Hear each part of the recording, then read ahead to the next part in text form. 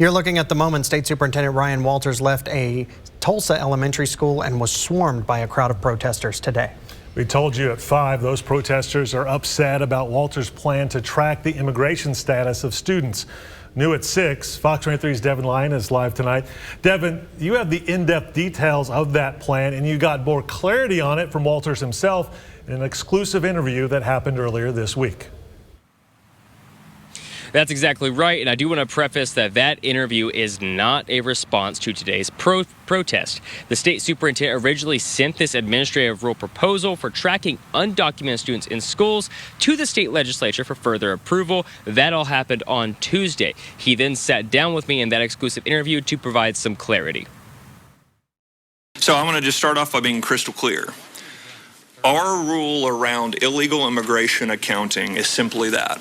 It is to account for how many students of illegal immigrants are in our schools. Those are the comments about an administrative rule proposal at Tuesday's OSDE board meeting that led to this Thursday morning protest.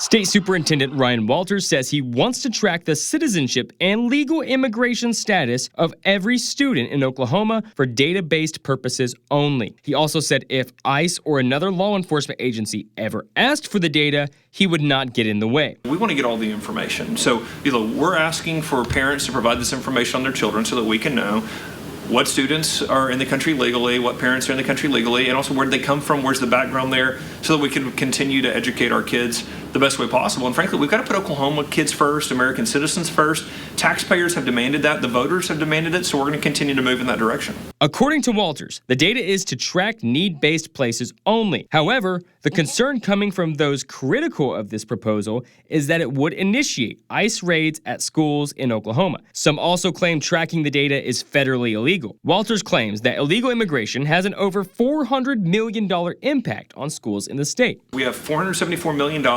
That's a little over 3,000 students we've identified. And what those students are, they are students that speak English as a second language, have been out of the country in the last year, and have designated that there could be a recent move. Our lawsuit says, this is our estimate. Allow us to get the real number because we think it's a lowball estimate. I also asked if schools with higher amounts of undocumented students could be punished by his office. Look, the reality is the federal government has tied our hands. They tied our hands here at the State Department of Ed and local districts. I mean, remember, the Biden administration told them you can't count these kids. You can't ask them these questions. So we are going to empower school districts moving forward. And so we're trying to lift that and say, no, you can ask the questions, you can count.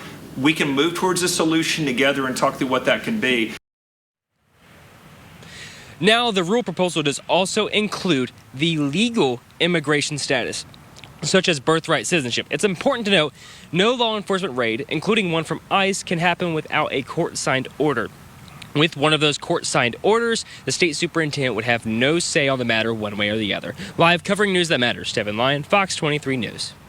Again, this plan by Walters is only a proposal. It would need approval by the state legislature this spring to go into effect.